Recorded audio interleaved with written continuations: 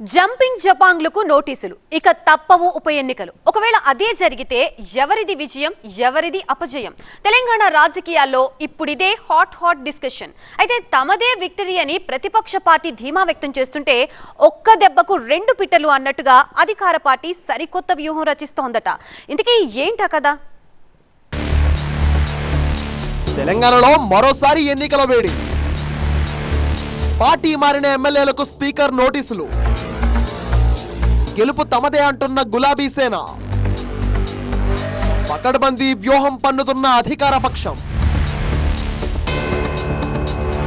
తెలంగాణలో అధికారం చేతులు మారగానే చాలా మంది నాయకులు చొక్కా మార్చినంత ఈజీగా పార్టీ కండువాలు మార్చేశారు అయితే ఎవరు ఎటు వెళ్లినా ఏ కండువా కప్పుకున్నా పర్వాలేదు గానీ బీఆర్ఎస్ నుంచి గెలిచి అధికార కాంగ్రెస్ వైపు వెళ్లిన 10 మంది ఎమ్మెల్యేల చుట్టే గత ఏడాదిన్నర కాలంగా రాష్ట్ర రాజకీయం తిరుగుతోంది ఈ అంశంలో న్యాయ పోరాటానికి దిగిన బీఆర్ఎస్ సుప్రీంకోర్టు దాకా వెళ్ళింది అక్కడ ఈ ఫిరాయింపులకు సంబంధించి సుప్రీం ఇచ్చిన ఆదేశాలు తెలంగాణలో ఉప ఎన్నికలు ఖాయమేనా అన్న చర్చకు దారితీశాయి అయితే దేశ అత్యున్నత న్యాయస్థానం ఆదేశాల ప్రకారం ఆ 10 ఎమ్మెల్యేలకు స్పీకర్ గడ్డం ప్రసాద్ నోటీసులు జారీ చేయడంతో ఇక సస్పెన్షన్ తప్పకపోవచ్చనే గుసగుసలు తెలంగాణ రాజకీయాల్ని షేక్ చేస్తున్నాయి ఆ 10 మందిలో ఎవరు అనర్హులవుతారో ఎవరు తప్పించుకుంటారు అనే చర్చ జోరుగా జరుగుతోంది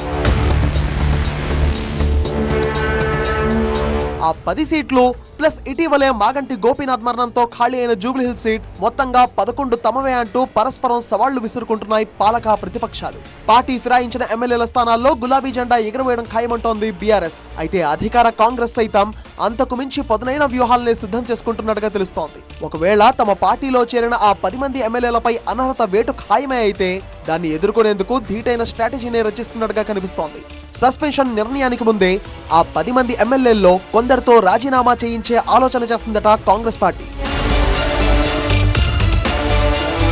భద్రాచలం ఎమ్మెల్యే తెల్లా వెంకట్రావుతో మొదలుపెట్టి పటాన్చెరు ఎమ్మెల్యే గూడెం మహిపాల్ రెడ్డి వరకు వరుసపెట్టి 10 మంది బీఆర్ఎస్ ఎమ్మెల్యేలు ఒక్కొక్కరుగా కాంగ్రెస్ గూటికి చేరుకున్నారు అయితే ఈ ఇష్యూపై సుప్రీంకోర్టు సీరియస్ వ్యాఖ్యలు చేయడంతో పార్టీ మారిన వారిలో చాలా మంది తర్జన భర్జన పడుతున్న పరిస్థితి కొందరు ఏ పార్టీలో ఉన్నామో కూడా బాహాటంగా చెప్పుకోలేని పరిస్థితి ఇలాంటి సిచ్యువేషన్ లో 10 మంది ఎమ్మెల్యేలకు స్పీకర్ నోటీసులు ఇవ్వడం చర్చనీయాంశంగా మారింది అందుకే పార్టీలో చేరిన 10 మంది ఎమ్మెల్యేల్లో కొందరితో రాజీనామా చేయించి ఉప ఎన్నికలకు వెళ్లాలని కాంగ్రెస్ భావిస్తోంది తద్వారా సచ్చీలతను నిరూపించుకోవడంతో పాటు ఆ సీట్లను గెలిచి చూపించడం ద్వారా ప్రజల్లో కాంగ్రెస్ ఎంత బలంగా ఉందో చెప్పే అవకాశం ఉంటుందనే ఆలోచనలో కాంగ్రెస్ పార్టీ ఉన్నట్టుగా తెలుస్తోంది